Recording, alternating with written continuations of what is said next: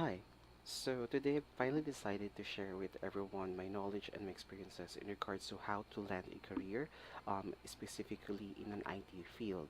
So we're going to talk about today about what are the things that you should be aware of, and also what are the areas or the arsenal they should be you should have prepared before proceeding to finding that career or landing a job interview. So first off is that what are the expectations in the stock? Number one is that do note that information included in this slides or in this entire recording are solely based on my own views and experiences, so take it with a grain of salt. This may and may not be applicable on your own regard, so again, take it with a grain of salt. Second one is that through this talk, you may be able to pick up some bits and pieces of data or information that you may prove useful, especially on whatever situation that you are facing right now. Also, the third one is that I'll be sharing some tips and tricks on certain aspects of job hunting. So that includes how to craft that resume and also what to be prepared for and also um, what to keep in mind whenever you're going to be in a job interview. So last one is that these are all my own opinions. So then again, take it with a grain of salt. This may or may not be useful depending on your own situation. So what are the things that you may learn throughout this session? So number one is that how to create that right resume, including we're going to talk about the content, what should be included in a resume, and also we're going to touch base on some basic common areas that are proven to be problematic whenever someone is sending a resume even through an HR or even through their friends. Second one is that I'm going to also talk to you about selecting a career path, giving you my own opinion about introspecting and also seeing to yourself where do you see yourself in the next 2 years, 3 years, 5 years, and also kind of encouraging you to validate yourself. What exactly are you looking into? And also, what are the things that you should be thinking right now before actually selecting a job? And last one is that we're going to talk about the aspects of an interview. What are the things you should keep in mind, and also what are the things you should be prepared for um, whenever you're going to face an interview. I'm also going to give some few tips and tricks on how to find that right fit whenever you are having your interview. So first off, in our discussion is more about the resume. In my own opinion, the resume is actually the gate pass on your whole, almost entire life in a piece of paper. This is mostly considered as your weapon, especially in your job hunting. So this is the very first item that a recruiter or even a hiring manager would see whenever you're going to apply for a job. So this is the critical area where you don't like to mess up. And just to share with you some information about um, resume, most probably scientifically proven that most hiring managers won't spend their entire day reading through your resume. So it's really a best practice to keep it short and simple, but it should be comprehensive enough to include all of the critical informations that would land you in a career. So within resume, let's first talk about some common blunders and misconception about drafting or creating resume. The most notable area that is I've seen all throughout my proofreading, all throughout my friends asking me to read their resume or also seeing those resumes floating around the internet. One thing that I would like to address is the idea of or misconception of one size fits all, meaning that when you created a resume, your first line of thought is that, okay, this is the resume, this is something that I have to send out through different companies, and I think this would be the best paper that I could produce and hopefully get the job that I've always wanted. Um, this is an area of concern because technically not all companies are the same. Not one job is the same with the other. So it's really a best practice or keep in mind that whenever going to send out a resume to different companies or to different positions at the very least is to ensure that your resume is crafted and aligned with that position that you are applying for. For example, is that if you have created a resume that you're applying for a technical position, let's say an IT staff where you have to fix computers, and then imagine sending that resume to a software development team. Now, if I am the hiring manager and I saw that the highlights that you have on your resume is more about networks, how to fix a computer, so it's really a no-no for me because technically from there on, the highlight that you have or the core skills that you are portraying to your resume is not aligned with what I am asking or someone that I am looking for. So in there, right off the bat, you already are omitted from the shortlisting of the candidates. Second one is that some of the people, especially some experienced people that I saw, is the more pages the merrier. So it's not always the right stuff to do. Technically, you, it's best to have at least 2 to 3 pages of resume, although three is being too much. The best safe level would be 2 pages. Um, Essentially, in some of the resume that I was able to review, a lot of the information that are embedded in there are really not that helpful in landing you a career. Specifically, adding in your school, elementary to tertiary, is not really that useful. So I think it's best if you would just only add your tertiary school, your collegiate school, or your university school in this case. Um, so that would save you quite a bit of space. So you could add in more other information that is most relevant and useful in your resume. Also, some resume that I have read is they tend to add in their hobbies and likes and dislikes. Again, a resume is a critical document where you would have to land a career. It's not a slam book that that a hiring manager would be able to read to know more about you. So people or hiring managers are not concerned on your hobbies or what are your likes and dislikes because we are not here to please you. Nonetheless, you are here to apply for the role. Not unless the hobbies is somewhat relevant to the position you're trying to grab. Last one is adding in talents in terms of the resume. Same thing with hobbies. Adding in your talent in a resume is not really a good interpretation because if you're applying for a software development position, singing will not help you finish the program. Dancing will not fix a computer. So technically, in this case, what I'm trying to convey is that limit the information that you would have or you would include in your resume.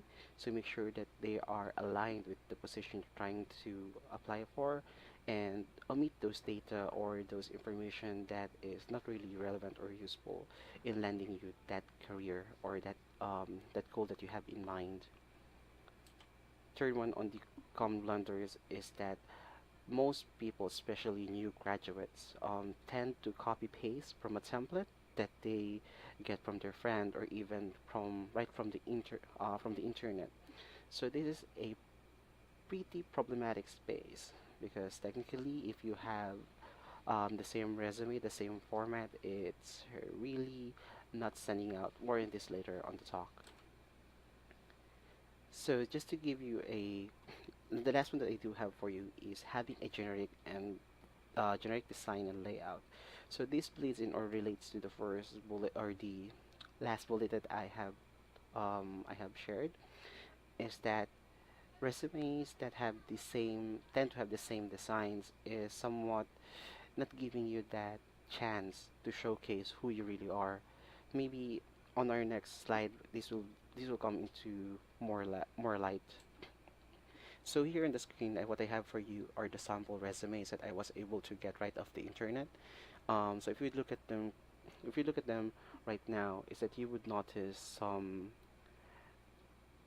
alignment with what they do have. So it's more on text. It doesn't really say, or rather, put that impression in terms of the person who's viewing a resume.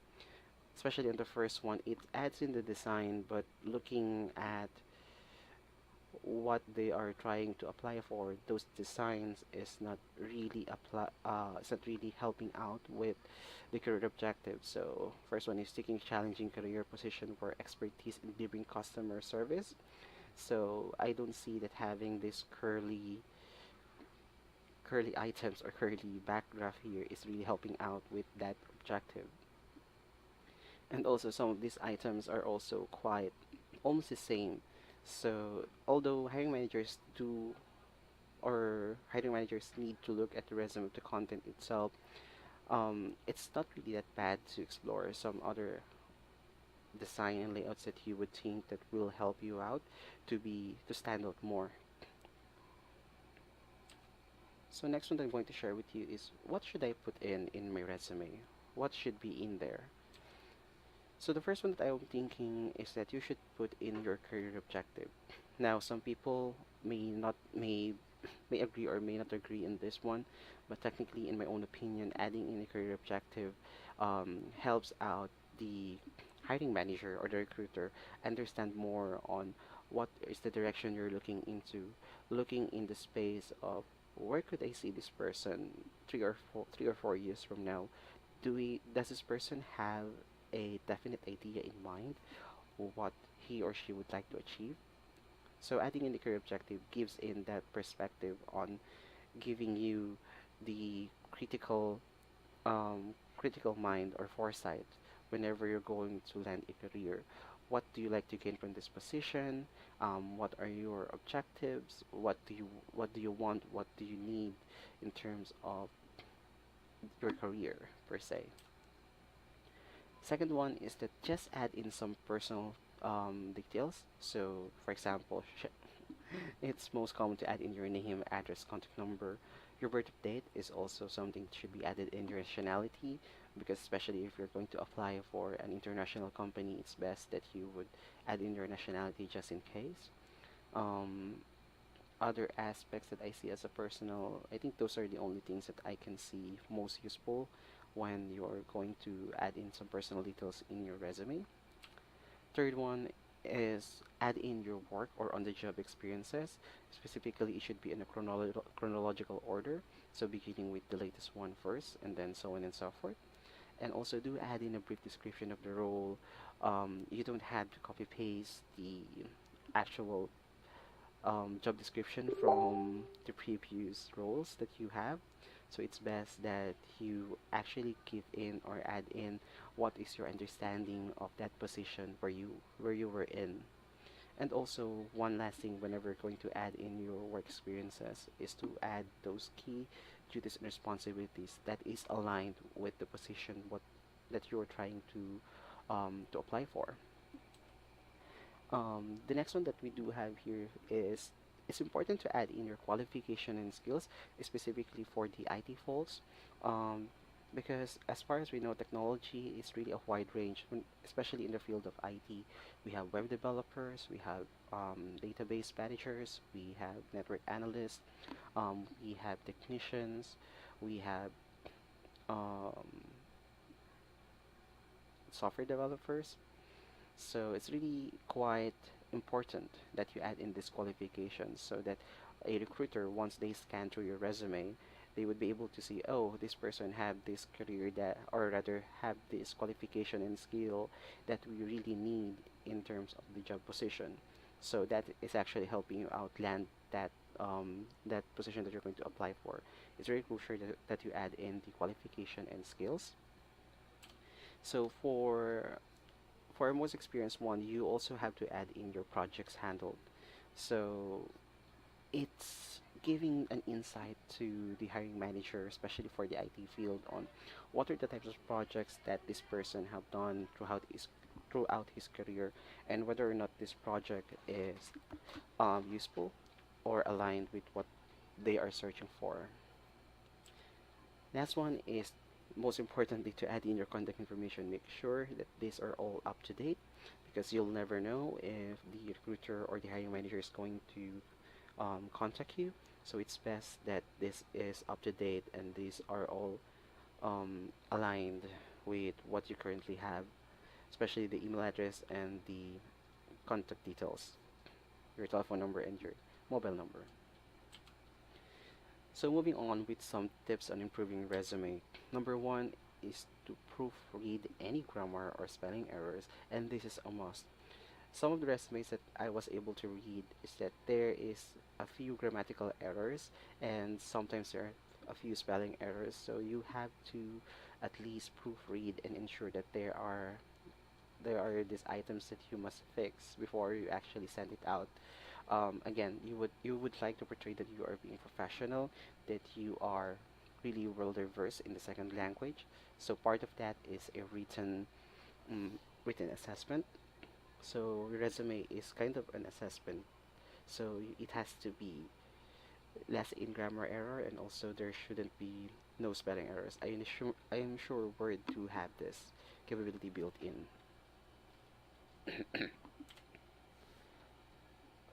Second one is to add in only important information. Again, same with the common blunders. Don't add in some information that won't be useful in your resume. It's just going to eat up spaces where key information should be highlighted there, and not your hobbies or your likes and dislikes. And also, as a lesson learned from the blunders, is that you must ensure that your resume are different from each of the role that you are after. This would increase your chance in getting that role, and also making yourself unique in terms of how you craft your resume. So it's a different resume for a technical position. It's a different resume for a software development position. It's a different resume for a network position. Okay, so make sure that you have this all sorted out, and you are going to send this out to different people or different companies for the roles that you are targeting. Last one that I do have for you on the tips of improving your resume is to make it unique. Don't be afraid to add in a bit of color or change the design. Essentially, is that most of the recruiters and hiring managers often see resumes of the same format, of the same layout. So it doesn't really hurt to add in a little bit of change into that layout, adding in a little bit of character into your resume. But please do keep in mind that it has to be minimalistic, and also ensure that it is something that is aligned in the position that you're after. This may be um, more in tune with a creative or designer position, because that is where you could actually showcase your skills in terms of how you design your resume. So the next item I'm going to show you is actually a sample of my resume that I have created all throughout the years of my career path. So um, please do be soft about them. It's really quite long. So these are my sample resumes. The first one being, I think this is when I'm hitting my third year at my career, where I started to change the layout quite minimally. And then the second one is a resume that I do have for an mobile developer position. So as you can see there, I am trying to showcase what are my core skills when it comes to mobile development, and also what are the projects that I do have handled in both Android and iOS. The last one is my most recent resume, where I played with design and kind of um, concatenate all this information into a single to these specific boxes, and have a little bit of theme into them. And thankfully, thanks for this design, I was able to land my current job. So second part of this session is more about choosing a career. So it's really important that you decide on which career path you are trying to apply for, because basically choosing a career in which you are most passionate about is more beneficial in terms of your well-being, because once you are there, it will never feel like work. So just to give you a background, ever since I was in high school and college, I really love programming, and in the sense, I know to myself that it is something that I want to do um, in my in my job. So that is the position that I'm really trying and keen of applying.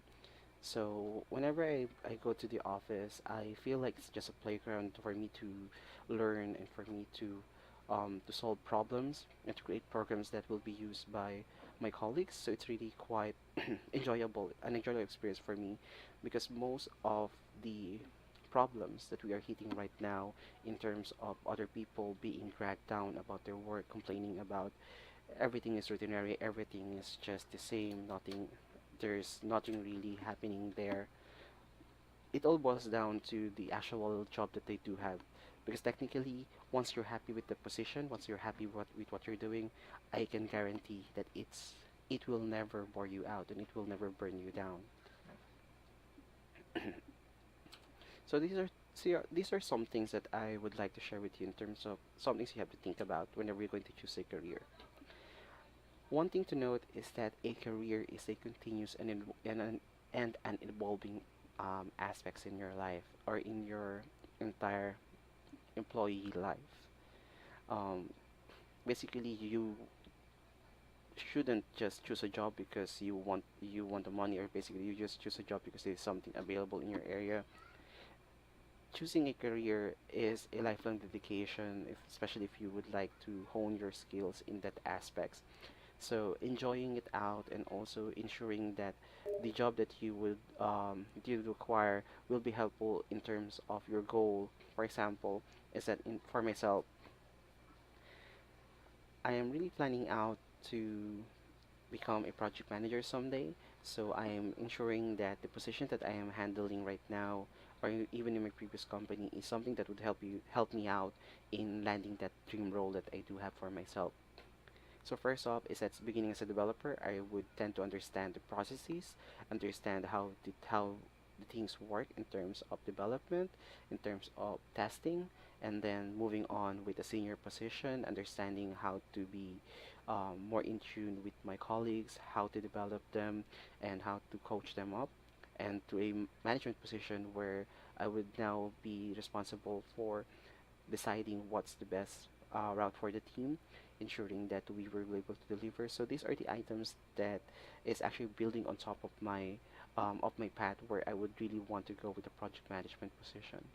So that is also something that you have to think about. What is my goal at the end of the day, or at the end of, let's say, 5 years, 10 years? Where should I be? So because once you have that set in stone, set in your mind, you will now be able to actually draft out what are the items or what are the roles that would help me achieve this particular goal that I have in my life. It shouldn't be 10 years, a 10-year goal. It could just simply be a 2 year, 3 years goal, depending on how complex your position or how complex your idea will be. So again, it's critical that you know that a career is a continuous and an evolving aspects in terms of work. Second is that I already covered this out. It should build on top of another role, ensuring that you would be able to reach your actual goal in professional goal in life. And also, whenever you're going to take a role, it should be able to acquire you a new knowledge, not essentially giving you or practicing knowledge that you already know. Because if you do that, everything will become routinary, and that's where the problem will come in, where you would feel drained out, you would feel bored, or you would be ultimately burned out. So make sure that there's new knowledge that is being acquired in the position that you are going. And fourth one is that you must be challenged professionally in terms of the position that you're going to handle is something that you really want to do, and in terms of your own on your own learnings or your own experiences, it should be able to add in there, and also to challenge your thinking, challenge how you do things, how you develop programs, how you build your computer, or how you fix your customer service. So technically, it should give you a challenge. Otherwise, everything will become plain and simple, and again, leading out to burning out. Last but not the least is that the most important aspects in choosing a career is that it should be enjoyable and fun to do. Because just to share with you, having fun at work is really crucial in terms of your own well-being, of your own work-life balance. It's really critical. You must enjoy what you're doing, and you must have fun doing it too. Otherwise, it's really quite destructive in terms of your own personal and your own professional life. So those are the things that you should ponder of whenever you're going to choose your career. Now, one career is different from one another, so it's best that you to yourself introspect, search within your own well-being. Where do you like to go? Where do you want to spend your time to? Because again, we are not growing younger, we're growing older, so it's best that you think about this, so you would know where you would land in the next few years or so. The last item that I do have for you, or the last segment that I do have for this talk, is more about the interview. The interview is what they call the art of selling and bargaining. It's where you would have to sell yourself to the potential employer, showcase your skills, and in the sense, bargain in terms of the benefits of the pay grade or even with the role that you would have. So it's really an art of selling and bargaining your own self to the company. And one of the critical things that I would like to share with you in an interview is that you don't have to strive to be the perfect candidate, but strive to be just the right fit for the position. One misconception that I do have or I do experience with people is that they tend to be or to visualize themselves as the best and the perfect candidate for any role. And the reality is, no one's perfect for the role. It's just that we have to be the right fit for that role. Otherwise, if you are the perfect candidate for the role, then that might be leaning towards being overqualified for the position. So ensuring that you are just the right fit for the role is actually a good expectation and a good base point whenever you're going to go in an interview. So one thing I have to share with you in terms of interview is behavioral questions. Interview changes nowadays where interviewers are now leaning towards behavioral questions in the same that in terms that behavioral interview questions are about how you handled various work situations in the past.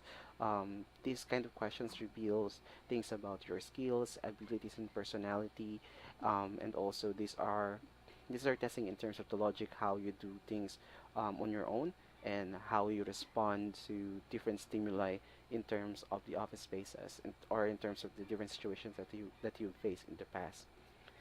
Essentially, there is a shift in paradigm when it comes to an interview, where previously people tend to hire person based on their skill. Right now, people or companies, some companies tend to hire people based on their behaviors, their attitude, their outlook in life, because essentially any person, this is just my personal opinion, any person could learn a technical skill in 1 or 2 years time, but having the right attitude, having the right behavior is something that is a lifelong learning and something that is really crucial and important for any position or any company. It's best to invest in these people that have the right behaviors and right attitude for the role rather than picking someone with the right skill sets but being unruly when it comes to behaviors and attitude in the role. So this now the shift in terms of the interview. Will people or the hiring managers tend to ask behavioral questions? So what should you know when it comes to an interview? Number one is that you must research on the background of the company. What are the key services they're offering, and also what are the history of the company?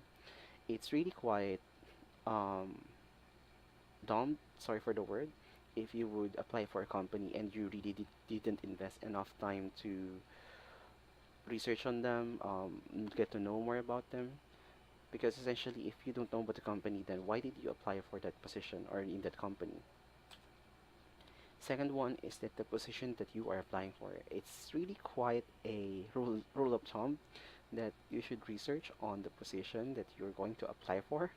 It's really quite weird if you would apply for something that you really don't know what to do, because that's just giving yourself a really huge disadvantage on the interview.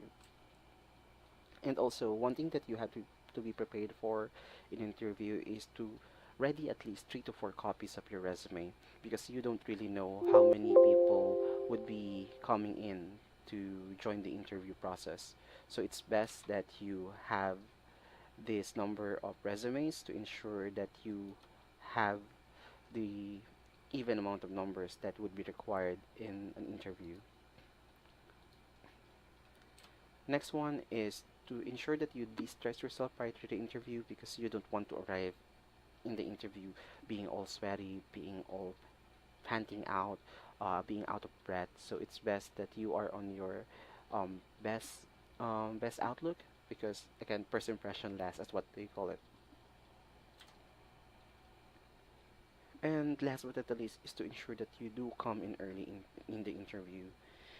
I know the traffic is bad here in Manila, but it's really quite a rule of thumb, but that in an interview process or an interview invite, you should arrive at least 30 minutes earlier to ensure that you de-stress yourself and you do your retouch and your makeup or finish your shirt nicely, being more neat in terms of your look. So it's rule of thumb that you do come in early for an interview. So what are the tips for an interview? Number one, as I already said, is dress neatly and look sharp.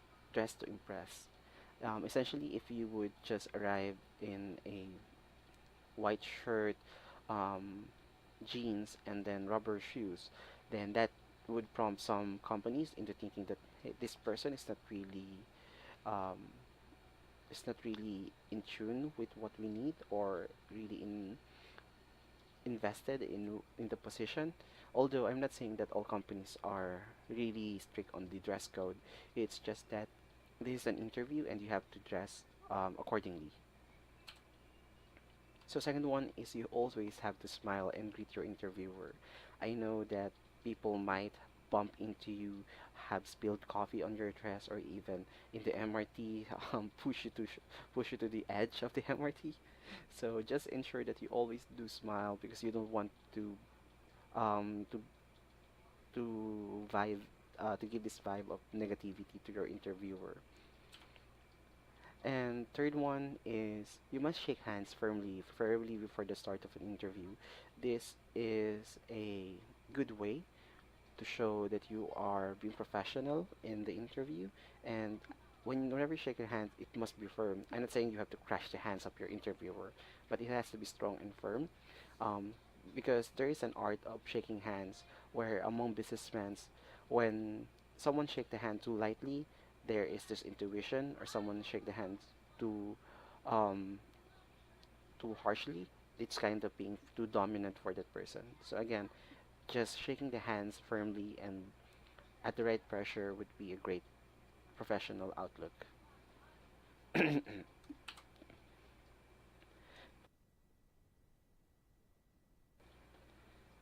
The next item that we have for you is to converse in the second language, even if you will be asked in Filipino. Um, Especially for international clients or international companies, it's best that you converse with them in the second language to ensure and to ratify that you do have these skills in terms of communication orally, that you are well versed in communicating the second language. Because some, I understand that some recruiter would tend to ask in the Filipino language, but again, this is an interview in order to radiate that confidence and to radiate that that feel that you have control and you're well versed in the second language as much as possible. You must converse in the second language. Second to the last is that you must stand with confidence. Essentially, is that your outlook on how you look, on how you answer the questions, it must be with confidence, but not too confident because that would be quite unrespectful. So just the right confidence whenever you're going to answer the questions, to stand in front of your interviewer, to shake your hands. So again, radiate this confidence within you so that the interviewer would be able to see that you are really really the right fit for the role and you are confident in terms of your skills. Last one is it's always a good way to end an interview by saying thank you. You must always say thank you to your interviewer, thanks for your time, because they would ultimately thank you too for the time. So another one that I do have for you in terms of the tips is never memorize any answers to any interview questions. This is not a school or a test. that you have to memorize your answer, because technically once you do memorize the answers, the interviewers and the hiring managers will ultimately see through that. And it's really quite one thing you have to keep in mind in an interview is that it's really spontaneous, that a question that will be asked is a result of the answer that you gave.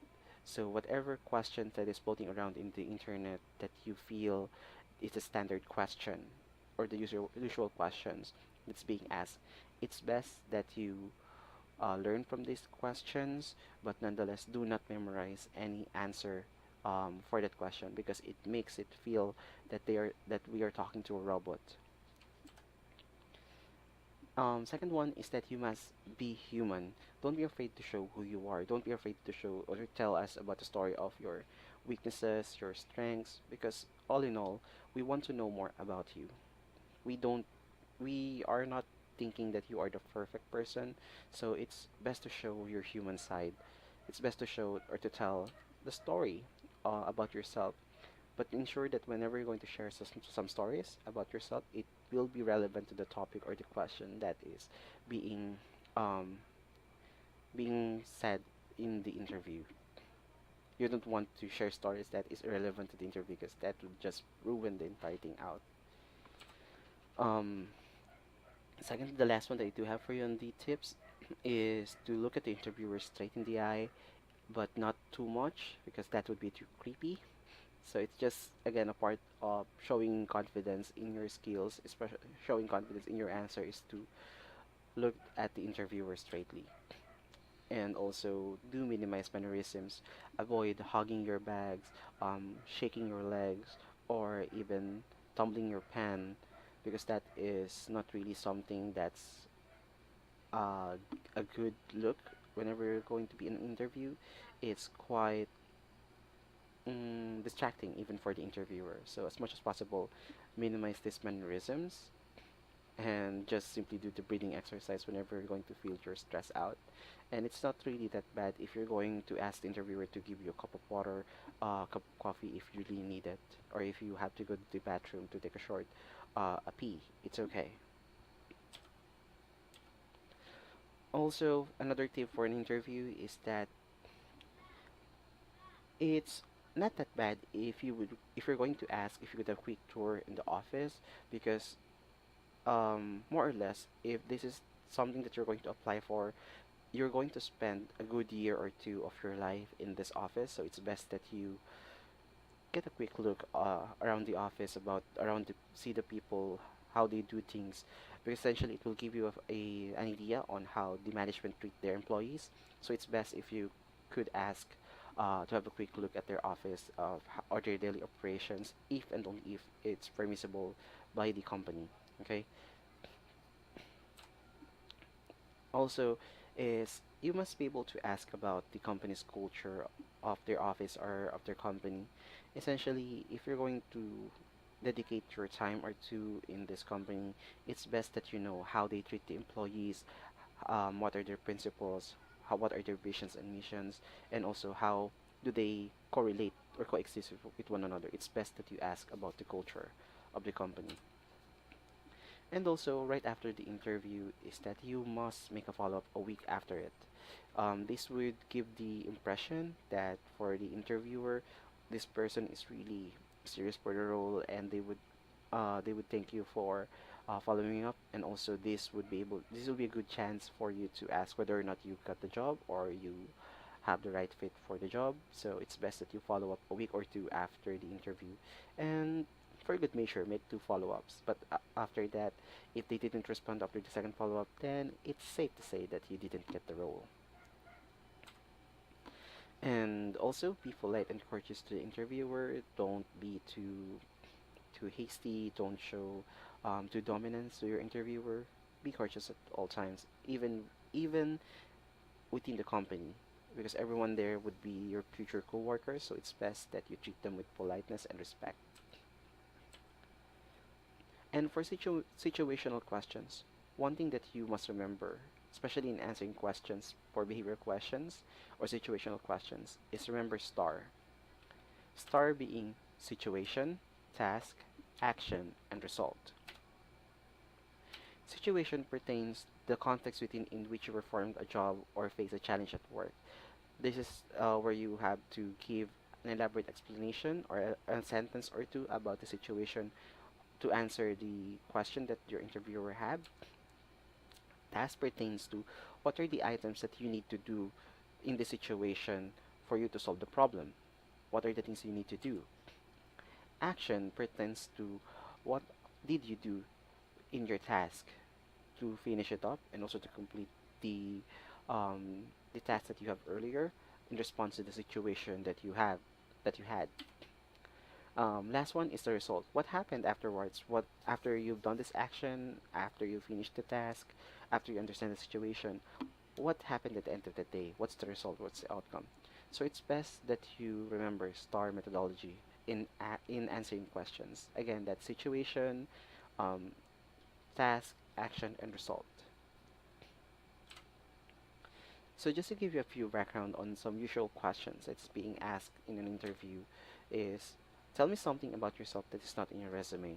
This question is an icebreaker question where you have to respond in terms of giving items, sharing stories that is not necessarily in the resume. It may be something about your previous role, what you like about the position, what you understand about the position. So essentially, it's something that it shouldn't be in your resume. Otherwise, it's kind of repeating.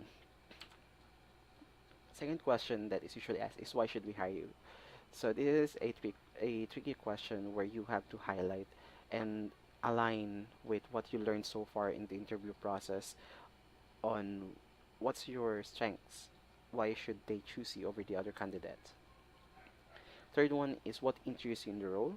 So this is peering towards what's your understanding on the role and what is your drive in choosing this role and applying for this position. The last one for the usual question is have you ever gone above and beyond your call of duty? So essentially, it's asking you whether or not you exceeded your own, you're willing to exceed your own limitation in order to finish a task or to complete a task. So it's best that you be prepared for this kind of questions. So with that, I wish you luck, the best of luck in your hunt, and thank you for your time. This concludes our session about the job interview and job hunting. So thank you very much for your time. I appreciate it. Cheers.